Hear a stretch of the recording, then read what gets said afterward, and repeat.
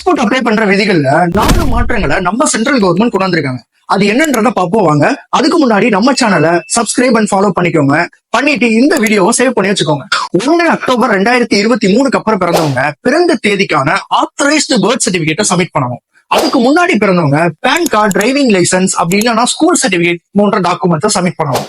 இது வரைக்கும் பாஸ்போர்ட்டோட கடைசி பேஜ்ல இருந்து அட்ரஸ் காலம் இனிமேல் வராது.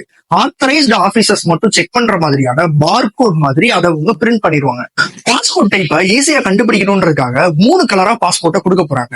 நார்மல் பீப்புள்ஸ்க்கு ப்ளூ கலரும், கவர்மெண்ட் ஆபீசருக்கு ஒயிட் கலரும், கன்சுலர் ஆபீசர்ஸ்க்கு ரெட் கலர் பாஸ்போர்ட்டும் வரப்போகுது. இது வரைக்கும் பாஸ்போர்ட்டோட கடைசி பேஜ்ல பேரண்ட்ஸோட நேம் பிரிண்ட் ஆகி இருக்கும். அது இனிமேல் வராது. டைவர்ஸ் ஆகி பிரிந்து வாழும் பெற்றோர்களின் குழந்தைகளின் தனி உரிமையை காப்பதற்காகவே இந்த மெத்தட்.